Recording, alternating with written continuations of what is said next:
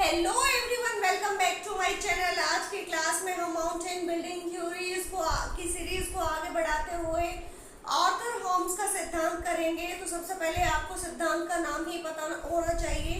जो Arthur Holmes महोदय है, आर्थर होम्स महोदय ने संवेद तरंगीय सिद्धांत जो है उसका प्रतिपादन किया था और इन्होंने जो ये सिद्धांत प्रतिपादन किया था वो 1928 टू 29 में इन्होंने अपना ये सिद्धांत प्रस्तुत किया था। अब आर्थर होम्स महोदय कहते हैं कि हमारी जो पृथ्वी है वो दो परतों से मिलकर बनी है। कि हमारी जो पृथ्वी है, पृथ्वी में दो परतें हैं। पहली परत इन्होंने बताई थी क्रस्ट, जो कि सियाल से बनी है, और दूसरी परत इन्होंने कहा कि स्ट्रेटम, अधः स्तर। मतलब ये जो हमारी अधः स्तर है ये सीमा की बनी हुई है और ये जो अधः स्तर है ये लिक्विड फॉर्म में है, जबकि जो हमारी क्रस्ट है जो कि सियाल की बनी हुई है ये इसके ऊपर तैर रही है या फिर ये दृढ़ भूखंड है। तो ये आर्थर होम्स महोदय कहते हैं। अब आर्थर होम्स महोदय जो अपने सिद्धांत में संवेद तरंगों का जिक्र करते हैं। अब ये जो सिद्धांत इन्होंने प्रस्तुत किया तो इन्होंने कहा कि जो हमारी संवेद तरंग है, इन संवेद तरंगों के जो हमारा सबस्ट्रेटम है इसमें संवेद तरंगें प्रवाहित होती है। और ये जो संवेद तरंग है इनकी उत्पत्ति किस प्रकार से होती है? तो आर्थर होम्स कहते हैं कि यहाँ पे जो हमारा सबस्ट्रेटम है, इस सबस्ट्रेटम में रेडियो एक्टिव तत्व या रेडियो एक्टिव पदार्थ होते हैं। और यहाँ पे क्योंकि टेम्परेचर बहुत ज्यादा होता है, यहाँ पे तत्व जो हमारा लावा है या हमारी जो अधः स्तर है ये लिक्विड फॉर्म में है और बहुत ज्यादा यहाँ का टेम्परेचर रहता है। और साथ साथ यहाँ पे रेडियो एक्टिव जो पदार्थ है वो भी होते हैं। तो ये जो रेडियो एक्टिव पदार्थ है और टेम्परेचर में लगातार यहाँ पे जो है इंक्रीजिंग देखा गया है, तापमान लगातार यहाँ पे बढ़ता है। तो यहाँ से कुछ संवेदनीय तरंगे जो है वो उत्पन्न होती है। तो ये जो संवेदनीय तरंग उत्पन्न होती है ये हमारे महाद्वीपीय और महासागर ये दोनों भागों के नीचे संवेदनीय तरंगे चलती हैं। लेकिन जो हमारी संवेदनीय तरंगे होती है ये महाद्वीपीय भागों के नीचे ज्यादा वेगवती होती है। मतलब यहाँ पे बहुत ज्यादा वेग इनका होता है। तो देखिए अब मैंने यहाँ पे कुछ जो है आपको समझाने के लिए ये चित्र बनाया है। अगर आपको ये चित्र अच्छे से समझ आ जाता है तो आपको ये पूरा का पूरा कॉन्सेप्ट पूरी की थ्योरी जो है वो बहुत अच्छे से समझ आ जाएगी। अब आर्थर होम्स कहते हैं कि जो संवेद तरंगे चलती है वो चक्रीय प्रवृत्ति की होती है।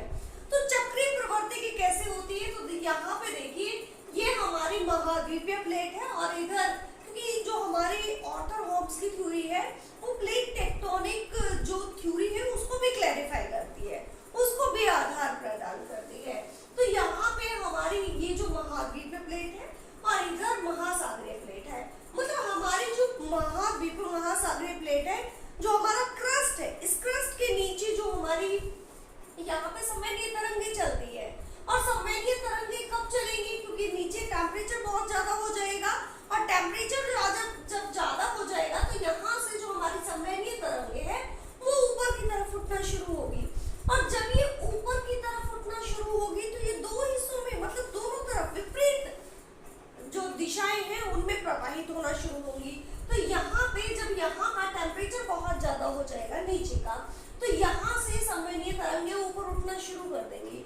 क्योंकि ऊपर जो है हमारा क्रस्ट है और ये क्रस्ट हमारा सॉलिड पार्ट है, मतलब हमारा जो है दृढ़ भूखंड है। अब यहाँ से टकराएंगी और दो विपरीत दिशाओं में मूव करना शुरू कर देंगी। तो यहाँ पे जो हमारी संवेदनीय तरंगे हैं इनमें डाइवर्जेंस देखा जाता है, अभिसरण यहाँ पे देखा जाता है। तो ये एक दूसरे के विपरीत दिशा में मूव करना शुरू कर देंगी। और जैसे ये विपरीत दिशा में एक दूसरे के मूव करेंगी तो यहाँ पे जो हमारा ये जो हिस्सा है, जो हमारी जो क्रस्ट है, इस क्रस्ट में दरार देखने को मिलती है। और जब ये दरार जो है, इस दरार के कारण क्या होगा, हमारी जो ये जो क्रस्ट है वो दो हिस्सों में टूट जाएगी। और यहाँ से इस हिस्से से जो लावा है, लावा की उत्पत्ति बाहर की तरफ होती है। और जो हमारे आपने देखा होगा ज्वालामुखी विस्फोट होते हैं, ज्वालामुखी क्रियाएं होती है, वोल्केनिक इरप्शन होता है, वो इन्हीं जगहों पर देखने को मिलता है। अगर इसका मैं एग्जांपल भी आपको दूं तो जो रिज है, मध्य जो अटलांटिक कटक है, वहां से लगातार जो लावा है, लावा का उत्सर्जन होता रहता है। तो ये वाला जो हमारा हिस्सा है, यहाँ से लगातार लावा जो है ऊपर की तरफ आता रहेगा, ठीक है, और ऊपर आके वो क्या होगा, ठंडा हो जाता है। तो यहाँ पे अब हम देखते हैं कि जो हमारी संवहनीय तरंगे हैं वो एक दूसरे से विपरीत दिशा में मूव कर जाती है, और विपरीत दिशा में जब भी मूव करती है तो इधर जो हमारी ये महासागरीय प्लेट है, यहाँ पे महाद्वीपीय प्लेट है। अब महासागरीय प्लेट जो है इसमें भी मूवमेंट होगा, क्योंकि यहाँ पे भी दरार हो गई है। तो ये जो हमारा हिस्सा है जो भूखंड का, वो भी एक दूसरे से दूर विपरीत दिशाओं में मूव करना शुरू कर देगा। अब यहाँ से जो हमारी महासागरीय प्लेट है वो आगे की तरफ बढ़ना शुरू कर देगी, और इधर से, क्योंकि देखो यहाँ से जब ये दूसरी तरफ जाएंगी तो यहाँ पे आकर ये कुछ थोड़ा थोड़ा ठंडा होना शुरू कर देगी, और जब ठंडा होती है तो ये नीचे की तरफ वापस जाना शुरू कर देती है। क्योंकि आपने देखा होगा कि जो हमारा वायुमंडल है, वायुमंडल पे भी संवहनीय तरंगें चलती हैं। तो हमारा 0 डिग्री टू 5 आप जब देखते हो तो यहाँ पे संवहनीय तरंगें चलती है, क्योंकि हमारी जो हवा है वो गर्म होती है, गर्म होकर ऊपर उठती है, और जैसे ही ऊपर का, क्योंकि आपने नॉर्मल लैप स्टेट सुना होगा कि नॉर्मल लैप स्टेट होती है कि हमारा जो है 165 मीटर पर जाने पर 1 डिग्री सेल्सियस टेम्परेचर जो है वो कम होता चला जाता है। तो जैसे जैसे आप ऊपर की तरफ जाओगे तो टेम्परेचर लो होता चला जाएगा, और जो हवा है वो ठंडी होके, भारी होके नीचे की तरफ बैठना शुरू कर देगी, ठीक है। तो उसी तरह की प्रक्रिया यहाँ पे भी होती है, क्योंकि यहाँ पे बहुत ज्यादा गर्म है, गर्म होने के बाद ये ऊपर उठना शुरू कर देगी, और जैसे ही यहाँ पे डाइवर्जेंस होता है, डाइवर्जेंस होने के बाद यहाँ पे जब ये ठंडी होती है, ठीक है, जब ये हमारी जो संवहनीय तरंगें ठंडी होती है तो ये नीचे बैठना शुरू कर देंगी। तो जिस हिस्से में ये नीचे की तरफ बैठती है तो हमारा ये सागरीय भाग है, मतलब देखो यहाँ पे हमारी एक प्लेट आई, दूसरी प्लेट इधर से आई, दोनों टकराएंगी तो हमारी जो महासागरीय प्लेट है वो महाद्वीपीय प्लेट के नीचे चली जाएगी, और जो महाद्वीपीय प्लेट महासागरीय प्लेट महाद्वीपीय प्लेट के नीचे जाएगी। नीचे गर्म लावा है तो ये इसके नीचे बैठेगी तो यहाँ पे क्या होगा, यहाँ पे ये वाला हिस्सा जो है ये मेल्ट हो जाएगा, ठीक है। जब ये हिस्सा मेल्ट हो जाएगा तो ये वाला हिस्सा जो है, जो हमारा क्रस्ट है, क्रस्ट का ये वाला हिस्सा नीचे की तरफ धंस जाएगा, ठीक है। ये हिस्सा जब नीचे की तरफ धंसेगा, और यहाँ पे भी हमारी संवहनीय तरंगें क्या हो रही है, ठंडी होकर नीचे की तरफ बैठ रही है, और जब ये ठंडी होकर नीचे की तरफ बैठ रही है, साथ साथ यहाँ पे जो हमारी जो महासागरीय क्रस्ट है वो भी पिघल रही है। तो ये यहाँ पे जो है ठंडी होकर नीचे बैठेंगी, और जैसे ही ठंडी होकर नीचे बैठेंगी, क्योंकि नीचे की तरफ फिर से गर्म लावा है, गर्म लावा के कारण ये फिर से गर्म हो जाएंगी, और गर्म होके यहाँ से ये वापस ऊपर उठना शुरू कर देंगी। तो यहाँ पे देखिए कि यहाँ पे डाइवर्जेंस हो रहा है, फिर ये नीचे बैठ रही है, फिर यहाँ पे जब देखिए ये घूम के फिर से वापस जा रही है, फिर कन्वर्जन हो रहा है। तो मतलब आप ये नहीं लगा रहे कि यहाँ पे जो चक्रीय जो प्रक्रिया है वो चल रही है, ठीक है। तो इसी तरह से देखिए यहाँ पे फिर से वही प्रक्रिया देखने को मिलेगी। यहाँ पे जो है हमारा जो संवहनीय तरंगे हैं वो ऊपर की तरफ उठती है, और फिर यहाँ पे जाके इनमें विपरीत दिशा में एक दूसरे की तरफ मूव करेंगी, और फिर नीचे की तरफ बैठना शुरू कर देंगी। तो इस प्रकार से आप कह सकते हो कि एक चक्रीय प्रक्रिया होती है। तो ऑर्थर होम्स महोदय भी कहते हैं कि हमारी जो संवहनीय तरंगें चलती हैं वो एक चक्रीय प्रवाह की तरह चलती हैं, कि यहाँ पे जो है पहले इनमें क्या होगा, डाइवर्जेंस होता है, डाइवर्जेंस के बाद इनमें कन्वर्जन होना शुरू हो जाएगा, ये एक दूसरे की तरफ आएंगे और नीचे की तरफ बैठेंगे, ठीक है। तो ये हमारे ऑर्थर होम्स महोदय कहते हैं, और ऑर्थर होम्स महोदय कहते हैं कि जो हमारी यहाँ पे जो हमारी तरंगे जो उठी है, कौन सी संवहनीय तरंगे, जब यहाँ से संवहनीय तरंगे ऊपर उठी है तो इसको कहा गया है उत्तापीड़न। मतलब जो हमारी संवहनीय तरंग है, संवहनीय तरंगे ऊपर की तरफ उठता हुआ जो स्तंभ है, इसलिए इनको कहा कन्वेंशन करंट ऑफ राइजिंग, मतलब उठते स्तंभ की जो संवहनीय तरंगे हैं। और यहाँ पे क्योंकि फॉलिंग हो रहा है, अब यहाँ पे जो है डाउनवर्ड जो हमारी संवहनीय तरंगे वो जा रही है, तो फॉलिंग वाला इसको कहा गया है, ठीक है। या फिर ये कह सकते हो गिरते स्तंभ की संवहनीय तरंगे। अब देखिए जो यहाँ पे पूरा का पूरा आपने देखा कि संवहनीय तरंगे ऊपर उठती है फिर नीचे गिरती है। तो ये होता क्यों है? ये इसलिए होता है क्योंकि हमारा जो अर्थ क्रस्ट है, अर्थ क्रस्ट के नीचे जो सबस्ट्रेटम है, इस सबस्ट्रेटम में एक तो टेम्परेचर ज्यादा होता है क्योंकि यहाँ पे गर्म लावा है, और ये जो गर्म लावा है इसके साथ साथ यहाँ पे रेडियो एक्टिव तत्व भी मिलते हैं, जिसके कारण से यहाँ पे हमारी संवहनीय तरंग है वो ऊपर की तरफ उठती है। अब एक बात और समझो यहाँ पे कि यहाँ से हमारी महासागरीय प्लेट मूव की, इधर से हमारी महाद्वीपीय प्लेट मूव की, जब वो एक दूसरे की तरफ आएंगी तो एक दूसरे से क्या होगी? टकराएंगी। टकराएंगी तो हमारी जो महासागरीय प्लेट है वो महाद्वीपीय प्लेट के नीचे चली जाएगी, और नीचे चली जाएगी तो नीचे जाने से क्या होगा? ये वाला हिस्सा जो है वो मेल्ट हो जाएगा, और जब ये हिस्सा मेल्ट होगा तो हमारा जो अर्थ क्रस्ट के नीचे जो सबस्ट्रेटम है, आधे स्तर है, यहाँ पे इम्बैलेंस की स्थिति हो जाएगी।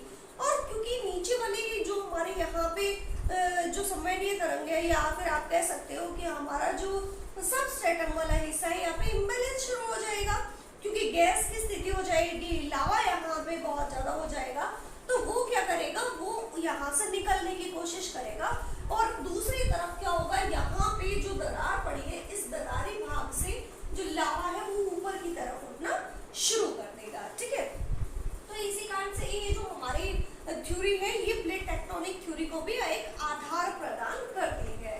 अब देखिए, ये जो हमारे हॉर्म्स महोदय हैं, आर्थर हॉर्म्स महोदय अपने इस सिद्धांत में 3 स्टेजेस का जिक्र करते हैं। इन्होंने ये जो हमारा पूरा कॉन्सेप्ट दिया, इसमें 3 स्टेजेस दी है, और इन्होंने साथ साथ कहा कि जैसे जैसे यहाँ पे जो संवहनीय तरंगें चलती हैं, इन संवहनीय तरंगों के चलने के साथ साथ यहाँ पे जो हमारी जियोसाइक्लाइन है, या फिर जो हमारी भू संतति है और वलित पर्वत है, इन दोनों का निर्माण होता है। तो इन स्टेजेस के थ्रू हम देखेंगे कि किस तरह से हमारी जो साइक्लाइन है, भू संतति है, और जो हमारे वलित पर्वत है, उनका निर्माण होता है। तो यहाँ पे देखिए, जो आर्थर हॉर्म्स महोदय कहते हैं कि यहाँ से जो हमारी महासागरीय प्लेट है, सबसे पहले तो ये समझो कि हमारे जो यहाँ पे, यहाँ से जो जो हमारी संवहनीय तरंगे हैं, गर्म जो संवहनीय तरंगे हैं, वो ऊपर की तरफ उठी। ऊपर की तरफ उठने के बाद यहाँ से जो गर्म हमारी तरंगे वो नीचे की तरफ यहाँ पे आएंगी, यहाँ आएंगी, तो ये वाला हमारा जो महासागरीय हिस्सा है, ये नीचे की तरफ आके मेल्ट होगा, और मेल्ट होगा तो ये वाला हिस्सा जो है हमारा नीचे की तरफ धंस जाएगा, और जब ये हिस्सा नीचे की तरफ धंस जाएगा तो यहाँ पे हमारी जियोसाइक्लाइन या भू संतति का निर्माण होता है। क्योंकि लगातार यहाँ पे हमारी जो महासागरीय और महाद्वीपीय जो प्लेट है वो एक दूसरे की तरफ आ रही है, तो ये वाला हिस्सा हमारा कॉन्टिनेंटल शेल्फ का है, मगध तट का हिस्सा है। जो हमारे महाद्वीपीय जो मग्न तट है, वो महाद्वीप के मग्न तटों वाला हिस्सा है, और यहाँ पे महासागरीय जो प्लेट है वो नीचे की तरफ यहाँ पे चली जाएगी, और नीचे की तरफ जाएगी तो ऊपर यहाँ पे भू संतति का निर्माण होगा। ठीक है, अब जैसे भू संतति हमारी बनी, भू संतति बनी तो हमारा महासागरीय हिस्सा यहाँ पे तलछट का निक्षेप होता रहेगा, क्योंकि यहाँ पे मूवमेंट जारी है, ये वाला हिस्सा आगे की तरफ बढ़ रहा है, और जब ये हिस्सा आगे की तरफ बढ़ता रहेगा तो यहाँ पे जो तलछट जो बना था, उस तलछट में क्या होगा? संपीड़न की क्रिया शुरू हो जाएगी, और यहाँ पे जो मलबा आया है, मलबा का जो निक्षेप हुआ है, उसमें खिंचाव शुरू हो जाएगा। मतलब वो एक दूसरे की तरफ ऐसे जब लगातार यहाँ पे मूवमेंट रहेगा तो वो मलबा जो है उसमें खिंचाव आएगा, और वो एक दूसरे की तरफ, क्योंकि प्लेटें एक दूसरे की तरफ मूव किए जा रही है, तो इस हिस्से में जो हमारा मलबा जो निक्षेप हुआ था भू संतति में, तो ये मलबा खींचने लग जाएगा, और क्या होगा कि यहाँ पे जो हमारे वलन है, फोल्डिंग की प्रक्रिया यहाँ पे शुरू हो जाएगी। तो फोल्डिंग की प्रक्रिया यहाँ पे स्टार्ट हो जाती है, और यहाँ पे जो संपीड़न है, क्षैतिज संपीड़न स्टार्ट होगा। क्षैतिज संपीड़न स्टार्ट होने से फोल्डिंग प्रोसेस यहाँ पे स्टार्ट हो जाएगा, और क्योंकि इस हिस्से में ये हमारा जो क्या होता है कि जो हमारी ये संवहनीय तरंगे हैं वो ठंडी पड़ना शुरू हो जाएंगी, और धीरे धीरे फिर क्या आएगा, फिर धीरे धीरे हमारी जो तीसरी स्टेज है वो आ जाएगी। ठीक है, यहाँ पे हमारे जो शीतल पदार्थ है, मतलब आप कह सकते हो कि जो हमारे अवतरण शुरू हो गया। ठीक है, अब अवतरण जब यहाँ पे होता है, फोल्डिंग प्रोसेस यहाँ पे हमारा स्टार्ट हो जाता है, फिर हमारी थर्ड स्टेज पे हम कदम रखते हैं और थर्ड स्टेज जैसे ही आती है तो यहाँ पे जो हमारा मलबा निक्षेप है, जो क्षैतिज संपीड़न हुआ है, वो एक वलित पर्वत में चेंज हो जाएगा और यहाँ पे एक फोल्डेड माउंटेन देखने को आपको मिलेगा।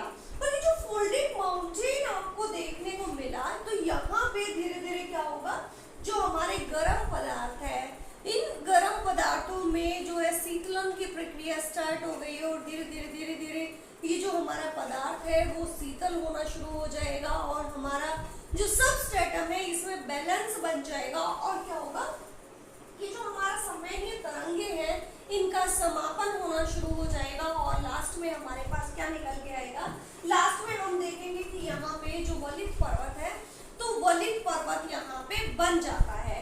तो ऑर्थर होम्स महोदय यही कहते हैं कि जो हमारी जैसे जैसे संवहनीय तरंगे जो है ऊपर उठती है या नीचे की तरफ बैठती है तो इन स्थानों पे क्या होता है, वल्केनिक इरप्शन यहाँ पे देखने को मिलेगा। वल्केनिक इरप्शन के साथ साथ अगर आप देखोगे तो यहाँ पे हमारी भूसंतति का निर्माण होता है, भूसंतति के साथ साथ यहाँ पे वलित पर्वतों का निर्माण भी होता है। तो ये कहते हैं ऑर्थर होम्स महोदय। देखिए ऑर्थर होम्स महोदय ने अपना ये पूरा एक कॉन्सेप्ट दिया और आपने बाकी कॉन्सेप्ट भी पढ़े, तो हम देखते हैं कि जो ऑर्थर होम्स महोदय ने अपना ये जो कॉन्सेप्ट दिया था, ये ऑर्थर होम्स का जो कॉन्सेप्ट है ये बहुत सारी आलोचनाएं हुई है। आलोचनाएं होने के बावजूद भी ये एक जो सिद्धांत है ये वैज्ञानिक तौर पर कुछ सही माना जाता है। तो ऑर्थर होम्स महोदय जो है वलित पर्वत जो है उनको उनकी प्रक्रिया को या उनके बनने को या फोल्डेड माउंटेन किस प्रकार से बनते हैं उसको समझाने में जो है काफी हद तक सही साबित होते हैं। तो यहाँ पे हमारा जो माउंटेन बिल्डिंग थ्योरी है इसमें हमने आज की क्लास में देखा है कि ऑर्थर होम्स महोदय किस प्रकार से संवहनीय तरंगी सिद्धांत को जो है प्रस्तुत करते हैं और किस प्रकार से बताते हैं कि जो हमारे भूसंतति बनती है और यहाँ पे हमारी जो वलित पर्वत है वो बनते हैं। तो आज की क्लास में इतना ही, तो मिलते हैं नेक्स्ट वीडियो में, तब तक के लिए धन्यवाद।